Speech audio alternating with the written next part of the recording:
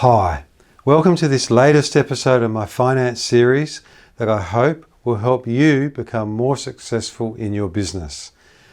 As a business owner myself for many years, I understand the challenges that you face. The theme of this series is how to maximize your profit. This is the 10th and for now at least the final episode in our Maximizing Profit series. So I'm going to visit a subject that I've already touched on briefly in a couple of previous episodes, but that is so important that it deserves sole attention in its own episode. That topic is debt.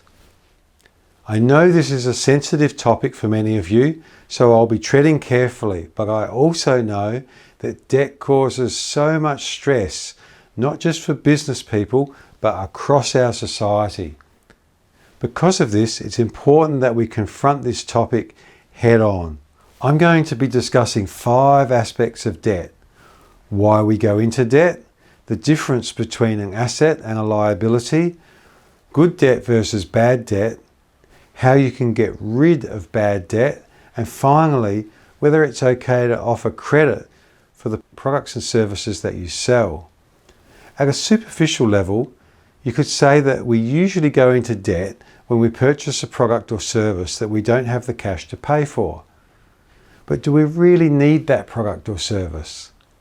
Whether it's a business purchase or a personal one, our human nature is the same. We crave instant gratification. It's hard to wait and save up for something, especially when we're bombarded with advertising from product sellers and huge financial institutions trying to persuade us to succumb to our temptations.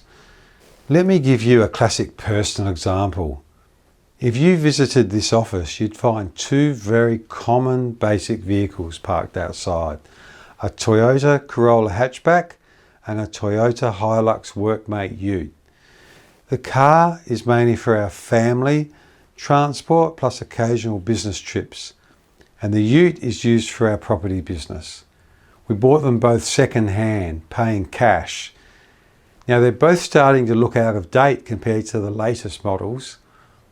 Is it tempting to go out and buy new replacements? Let's be brutally honest here. Yes, it is. Why is it tempting?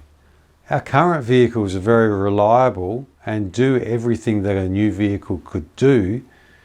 But when you pull up in the car park next to your friend, workmate, business associate, or anyone else that you'd like to impress, and they've got a bigger, fancier, shinier, newer vehicle, it's hard not to feel, well, perhaps a little inadequate. You feel like you need to justify your decision to keep driving an older vehicle. But the reality is many times that the guy driving that brand new sporty Mercedes AMG is not actually wealthy. He just has a lot of debt, and bad debt at that, as we'll see in a moment. Now here's my definition of assets and liabilities that you won't find in any accounting textbooks. An asset is something that puts money in your pocket. A liability is everything else. Flowing on from that, good debt is used to purchase and hold assets. Bad debt is used to purchase and hold liabilities. Now getting back to that Mercedes AMG, it's going to depreciate even faster than it drives. It's also going to cost a small fortune to insure, service and repair. So unless you're in the motorsport business and it's your tool of trade, or you have some other genuinely good reason for needing a very high priced car, I suggest that it belongs in the liability column, and any debt used to purchase it and hold it is bad debt. On the flip side, there are many examples of assets that you may purchase for your business where I'd classify any debt that you use to secure and hold them as good debt. To list a few: your business premises, any equipment used to produce the goods or services that you sell, even the acquisition of another business, provided that it will put money in your pocket over time. That is, make a profit. Now let me share with you a personal confession. It took me years in business to figure all this out, then years more to dig ourselves out of the bad debt hole that we gradually created. Back in the bad old days, we had a substantial business overdraft, multiple credit cards, and a vehicle on finance. We even tried debt factoring for a couple of years. This is when you borrow money at a high effective rate of interest, secured against your trade debtors list, something I would certainly not recommend unless your alternatives are even worse. So I know the past feeling of being in business with lots of bad debt compared to our more recent feeling of being in business with no overdraft, no credit cards, no vehicle finance, no one hounding us to pay overdue accounts, and no debt factoring. I can tell you without hesitation that the second scenario is much less stressful.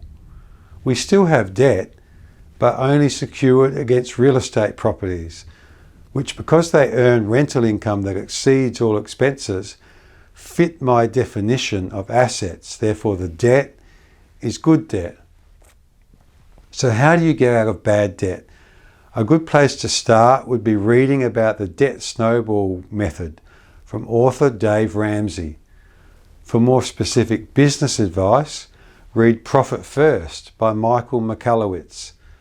I'm a big fan of this system and we'll be recording more about this later. In fact, we've become Profit First professionals, and at the time of recording this, we're about 4 months into the training process towards becoming fully accredited.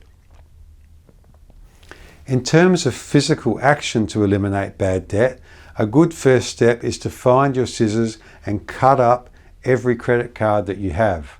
Sure, in today's society, we need plastic money, but you can replace credit cards with debit cards that have all the same functionality but require you to maintain a positive account balance at all times. We've exclusively been using debit cards for many years now and they work just fine. Finally, what's the morality of offering easy credit to your customers? Given that I'm advocating not having consumer debt or even many forms of business debt, then feel free to call me a hypocrite. But I think that we all have to take personal responsibility for our actions.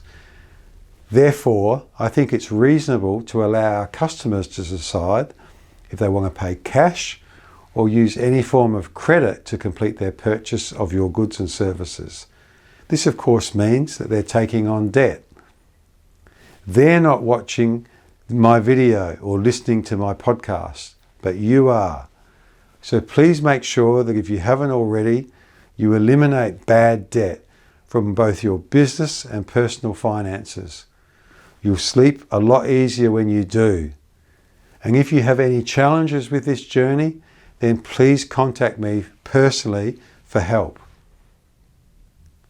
If you'd like to get my future videos as soon as they're posted, then please subscribe to my series.